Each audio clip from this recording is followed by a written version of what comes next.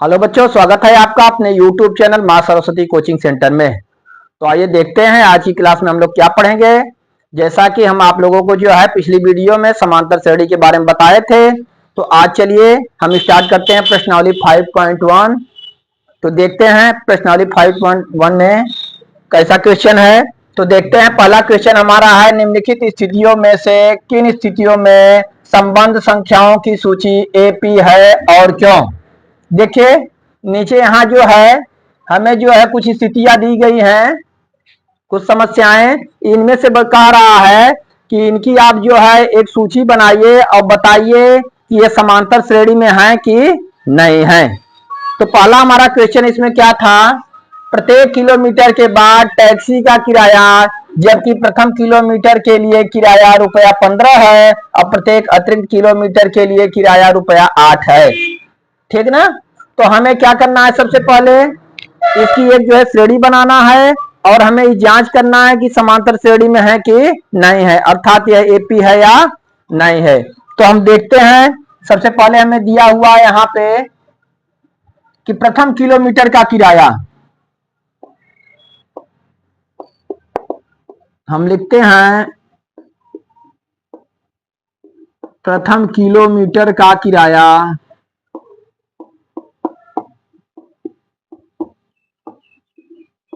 बराबर कितना है भाई, 15 रुपए। प्रथम किलोमीटर का किराया हमें 15 रुपए दिया गया है।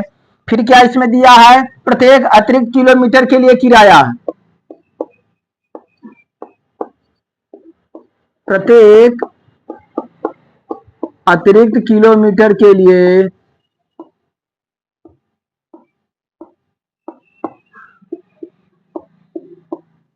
किराया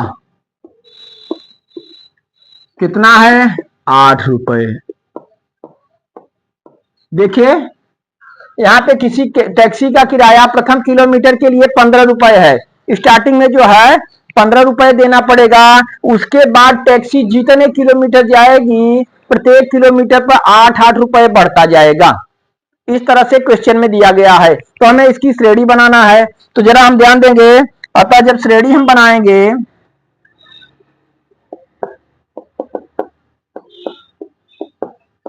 श्रेणी देख रहे हैं, तो पहले किलोमीटर किराया हमारा कितना है, 15 रुपए। कितना, 15 रुपए।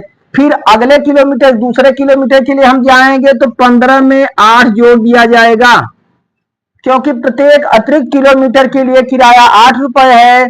तो एक किलोमीटर, ध्यान दीजिए, पहले किलोमीटर के बाद दूसरे किलोमीटर पर जब वो चली गाड़ी, 1 किलोमीटर और चली, तो 15 रुपए पहले का और फिर जो है 8 रुपए फिर बढ़ गया।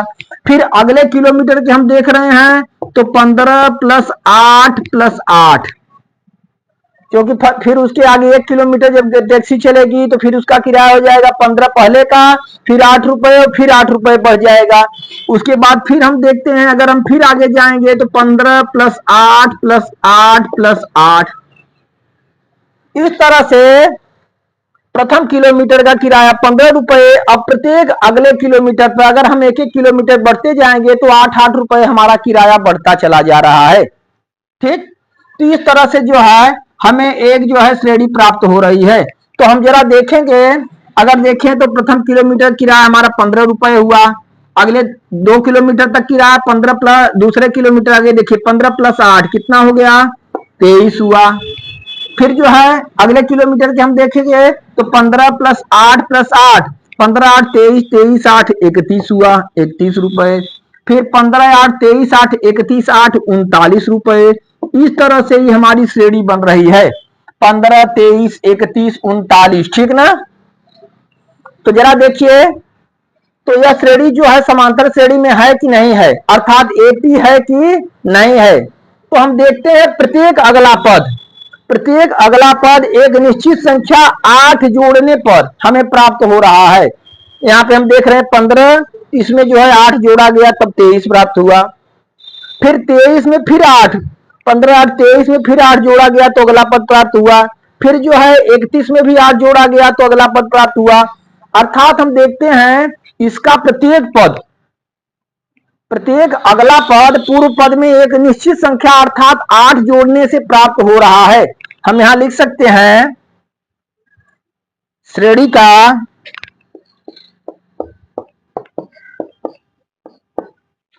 का प्रत्येक अगला पद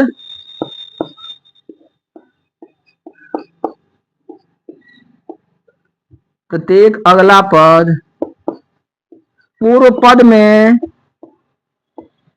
एक निश्चित संख्या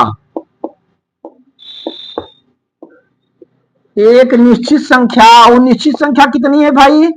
8। एक निश्चित संख्या 8 जोड़ने पर प्राप्त होता है।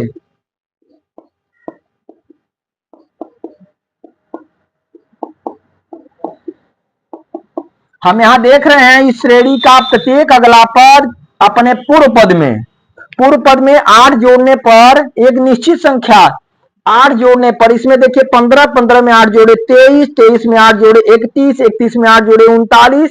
इस तरह से यह श्रेणी बन रही है। अर्थात श्रेणी का प्रत्येक अगला पद पूर्व पद में एक निश्चित संख्या, कौन सी संख्या? 8 जोड़ने पर प्राप्त होता है। अतः हम लिखेंगे, अतः यह एपी है, अर्थात यह समांतर श्रेणी है। ठीक ना? जैसा कि आप लोगों को हम बता चुके थे कि ऐसे संख्याओं की ऐसी सूची जिसमें जो है एक निश्चित संख्या, जिसके प्रत्येक पद में एक निश्चित संख्या जोड़ने पर उसका अगला पद प्राप्त होता है, पूर्व पद में एक निश्चित संख्या जोड़ने पर उसका अगला पद प्राप्त होता है, तो ऐसी श्रेणी को हम क्या कहते हैं? समांतर श्रेणी या एरिथमेटिक प्रोग्रेशन, अर्थात एपी। तो हम इसे कह सकते हैं कि यह एपी है। चलिए इसे आप लोग नोट करिए, फिर अगला बता रहे हैं आपको। तो आइए बच्चों देखते हैं अगला क्वेश्चन। दूसरा हमारा है, किसी बेलन में उपस्थित हवा की मात्रा जबकि वायु निकालने वाला पंप प्रत्येक बार बेलन की शेष हवा का 1/4 भाग बाहर निकाल देता है। देखिए कोई सिलेंडर है, अर्थात बेलन, उसमें हवा भरी हुई है। इसमें कह रहा है किसी बेलन में उपस्थित हवा की मात्रा, जबकि जो है वायु निकालने वाला पंप, एक पंप लगा हुआ है वायु निकालने वाला, उसमें प्रत्येक बार जो है बेलन की शेष हवा का 1/4 भाग निकाल देता है। जितना हवा बचता है उसमें शेष का 1/4 भाग निकाल देता है। तो हम देखिए इसकी भी एक श्रेणी बनाएंगे और देखेंगे कि यह समांतर श्रेणी है या नहीं है। तो हम मान लेते हैं सबसे पहले, क्योंकि हवा की मात्रा हमें दिया नहीं है तो मान लेते हैं, माना बेलन में हवा की मात्रा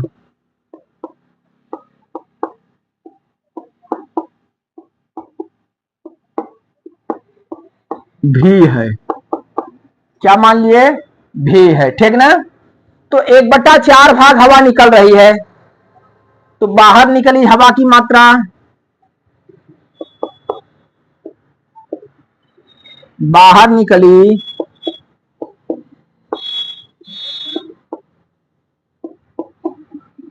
हवा की मात्रा जितनी हवा है उसका 1/4 भाग बाहर निकाल दे रहा है। हवा का आयतन भी माने थे हम, तो हम लिखेंगे भी का 1/4, अर्थात भी गुणे 1/4 बराबर 1/4 भी। 1/4 भी जो है हवा बाहर निकल गई। बेलन में हवा थी भी और उसका 1/4 भाग बाहर निकला, अर्थात 1/4 भाग जो है 1/4 भी हवा बाहर निकल गई। तो शेष हवा की मात्रा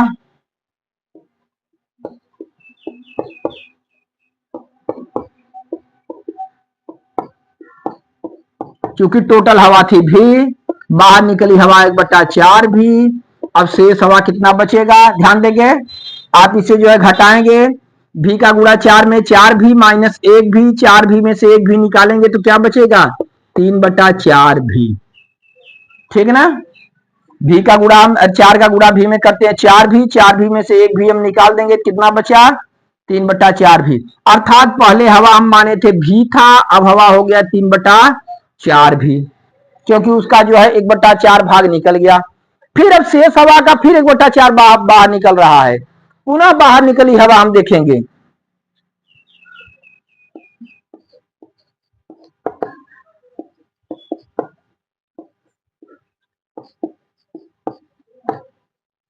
पुनः बाहर निकली हवा की मात्रा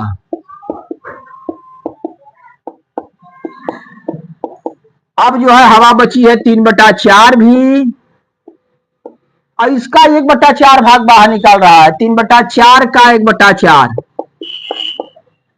अर्थात हम देखेंगे 3/4 भी गुणे 1/4, गुणा करेंगे 3 1 का 3 बटे 4 चौके 16 भी, ठीक ना। 3/16 भी जो है हवा बाहर निकल गई। तो अब इसमें जो है 3/16 भाग बाहर निकल गई। अब इसमें कितना फिर से हवा बचा, फिर हम लिखेंगे शेष हवा की मात्रा।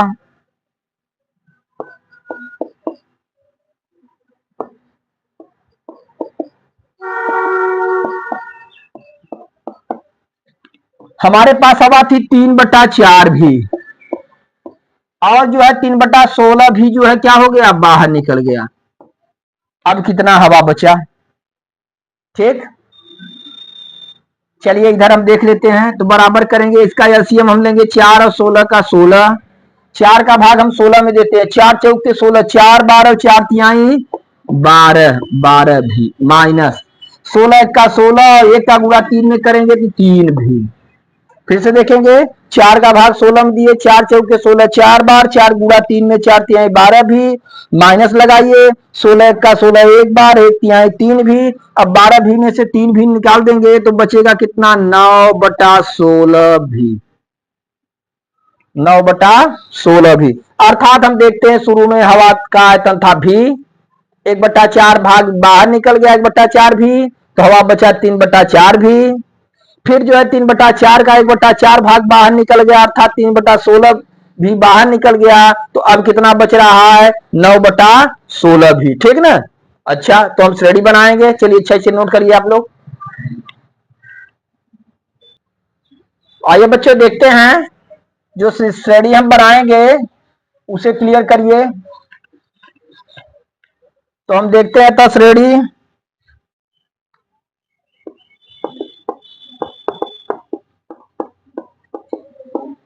हमारी बन गई है। ये शुरू में जो है हवा कितना था, भी, उसके बाद 1/4 भाग जो बाहर निकल गया तो कितना बचा, 3/4 भी। फिर अब इसका 1/4 भाग 3/16 हुआ, वो बाहर निकल गया, क्या बचा, 9/16 भी। ठीक, इस तरह से हमारी श्रेणी बन रही है, भी 3/4 भी 9/16 भी। श्रेणी तो हमारी तैयार हुई। अब जरा हम देखते हैं कि क्या यह जो है एपी है या नहीं है, ठीक। चलिए हम देखते हैं, भी 3/4 भी 9/16 भी, ठीक ना। अब देखते हैं कि ये एपी है या नहीं है। तो अगर हम चाहे जो है तो इन दोनों में, इन पदों के बीच का जो है अंतर निकाल लें, अंतर समान होना चाहिए। तो अगर आप देखेंगे, मान लीजिए अगर यहाँ पे A1 बराबर आप भी ले रहे हैं, A1 बराबर भी, A2 बराबर 3/4 भी, और A3 बराबर 9/16 भी, ठीक। तो आप देखते हैं, अगर हम जो है इसका सार्वधांतर निकालते हैं तो D बराबर होता है A2 माइनस A1। तो सबसे पहले A2 बराबर A2 माइनस A1 हम निकाल रहे हैं। देखिए, जैसे A2 कितना है, 3/4 भी, और माइनस A1 भी बटे 1 करके एलसीएम हम लेते हैं 4, 4 1 का 4 एक बार और 1 तिहाई 3, 3 भी, माइनस 1 चौके 4, 4 बार 4 गुणा भी में करेंगे 4 भी। तो हमें क्या प्राप्त हो रहा है, 3 में से 4 जब घटाएंगे तो हमें प्राप्त हो रहा है -1/4 भी। क्या प्राप्त हुआ, -1/4 भी, ठीक। अच्छा, अब हम निकालेंगे, हम देखते हैं, हम निकाल ले A3 minus A2, A3 minus A2, A3 हमारा कितना है, 9/16 भी, माइनस A2 है 3/4 भी। अब इसका डिफरेंस हम देखेंगे, तो फिर हम 16 और 4 का एलसीएम ले लेते हैं, 16, 16 1 का 16, 1 9 9 भी, माइनस 4 चौके 16, 4 तिहाई 12 भी। अर्थात हमें आया 9 में से 12 घटाएंगे -3/16 भी। जरा आप ध्यान दीजिए, यहाँ पे जब A2 माइनस A1 निकाले, A2 माइनस A1 3/4 भी में से हम भी निकाल दिए तो -1/4 भी हमारा आया। और इधर हम देख रहे हैं A3 माइनस A2 जब हम निकाले 9/16 भी में से 3/4 भी हम घटा दिए तो हमारा -3/16 भी आया। हम देख रहे हैं दो क्रमागत पदों के बीच का अंतर जो है समान नहीं है। समान है नहीं है। हम देख रहे हैं यहां हम लिख सकते हैं दो क्रमागत पदों का अंतर समान नहीं है।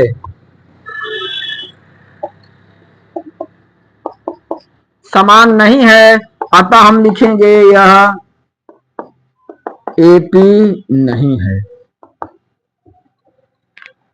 ठीक, तो हम देखते हैं कि हम जो है दो क्रमागत पदों के बीच का अंतर निकाले अर्थात कॉमन डिफरेंस, जिसे हम कहते हैं सार्वंतर। तो हम देख रहे हैं दो क्रमागत पदों के बीच का अंतर समान नहीं है, इसलिए यह श्रेणी समांतर श्रेणी नहीं है, अतः यह AP नहीं है। ठीक ना, चलिए इसे नोट करिए आप लोग, फिर अगला क्वेश्चन बता रहे हैं आपको। आइए बच्चों देखते हैं अगला क्वेश्चन। अगला क्वेश्चन हमारा है प्रत्येक मीटर खुदाई के बाद एक कुआं खोदने में आई लागत, जबकि प्रथम मीटर खुदाई की लागत ₹150 है और बाद में प्रत्येक मीटर खुदाई की लागत ₹50 बढ़ती जाती है। देखिए कोई कुएं की खुदाई हो रही है तो प्रथम पहले मीटर का किराया जो है खुदाई का लागत कितना है, ₹150 है। फिर उसके बाद प्रत्येक मीटर का किराया जो है या प्रत्येक मीटर खुदाई की लागत ₹50 बढ़ती जा रही है। तो हम देखते हैं इसकी भी एक श्रेणी बनाते हैं और हमें जांच करना है कि यह समांतर श्रेणी में है या नहीं है। देखिए चलिए हम लिखेंगे यहां पे प्रथम मीटर खुदाई की लागत,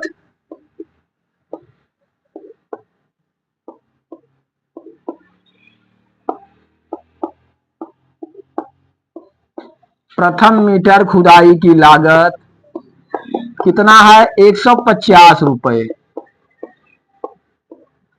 ठीक, उसके बाद क्या कहा गया है, बाद में प्रत्येक मीटर खुदाई की लागत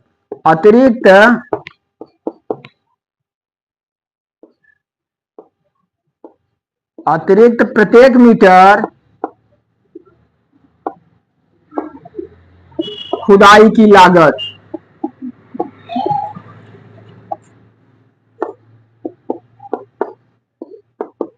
बराबर कितना है, ₹50। जरा ध्यान देंगे हम कि पहले मीटर जो है खुदाई की लागत जो है ₹150 थी, इसके अतिरिक्त, ठीक ना, इसके अतिरिक्त प्रत्येक मीटर खुदाई की लागत कितना हो जा रहा है, ₹50। अर्थात जो है प्रत्येक अगले मीटर के लिए ₹50 खुदाई की लागत बढ़ जा रही है। अतः जब हम श्रेणी बनाते हैं तो हम देखेंगे कि पहले मीटर खुदाई की लागत ₹150 थी, फिर देखिए अगले मीटर की लागत 150 में कितना बढ़ गया, ₹50। फिर उसके अगले मीटर का देखेंगे, फिर 150 में 50 बढ़ा था यहां तक, फिर अगले मीटर का ₹50 फिर बढ़ गया। फिर यदि हम इसी तरह से आगे जा रहे हैं तो 150 प्लस 50 प्लस 50 फिर ₹50 हमारे बढ़ गए।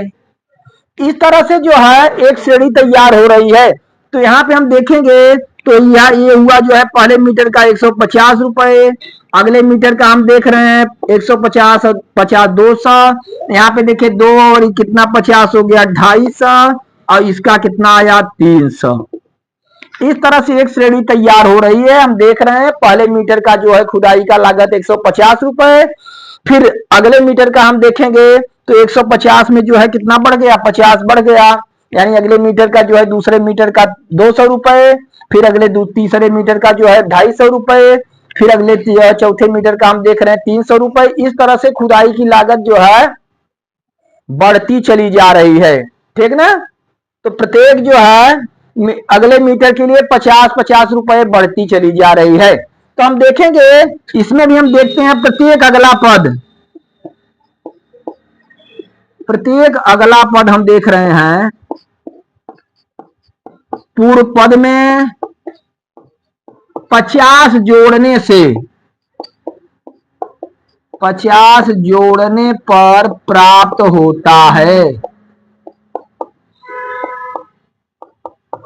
यहाँ हम डायरेक्ट देख सकते हैं 150, 50 200, 50 250, 50 300, अर्थात प्रत्येक अगला पद पूर्व पद में 50 जोड़ने पर प्राप्त होता है। अतः हम लिख सकते हैं यह एपी है। ठीक है ना? तो चलिए इसे भी आप लोग नोट करिए, फिर अगला क्वेश्चन बताते हैं।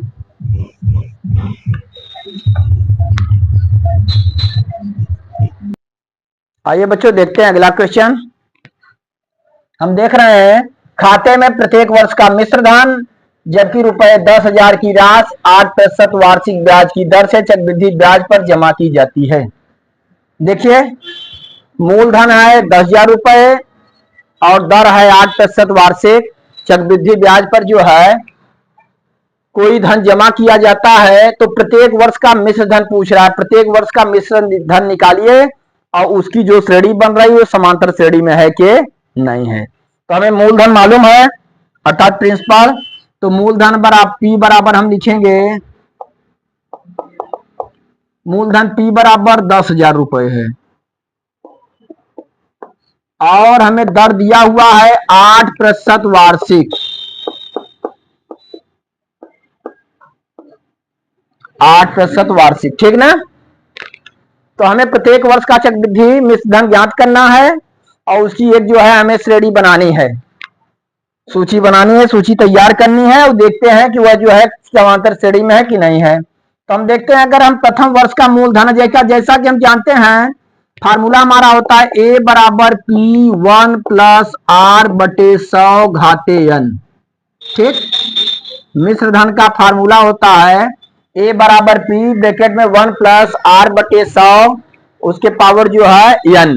यहाँ पे देखिए ए चक्रवृद्धि मिश्र धन है, P मूलधन है, R जो है वृद्धि दर है और n क्या है? समय है। ठीक, तो हम पहले वर्ष का मिश्र धन निकालते हैं। तो जब हम पहले वर्ष का मिश्र धन निकालते हैं तो हम लिखेंगे A1 बराबर P का मान कितना है? 10,000, 1 प्लस R का मान 8 बटे 100 खाते पहले वर्ष का है इसलिए हम समय कितना रखेंगे? 1 वर्ष।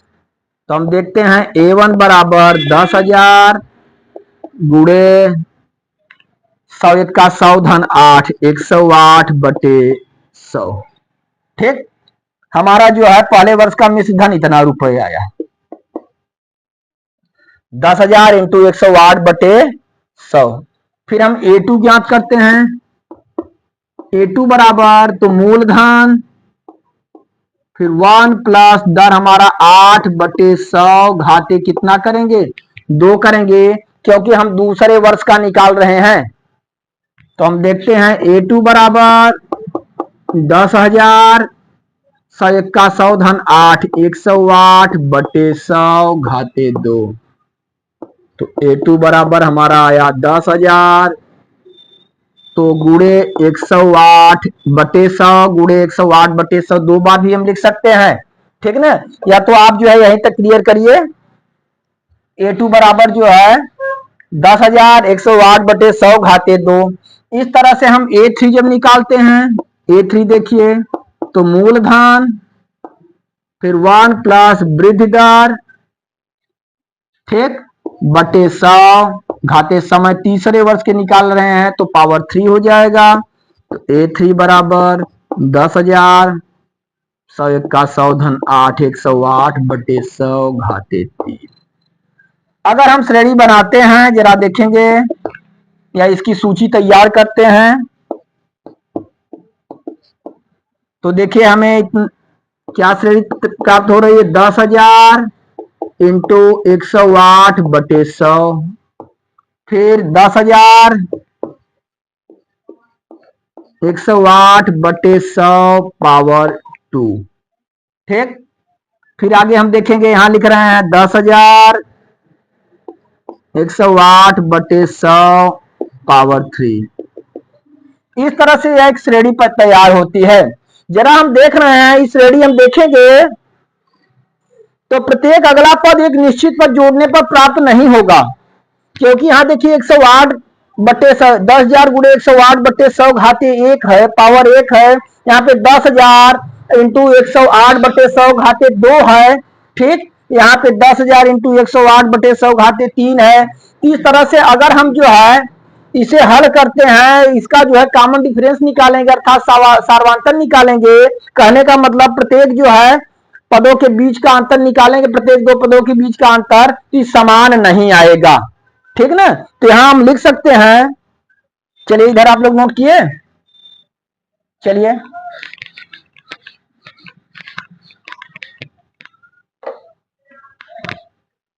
हम लिखते हैं यहां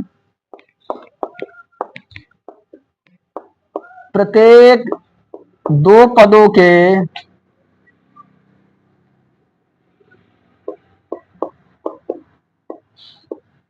बीच का अंतर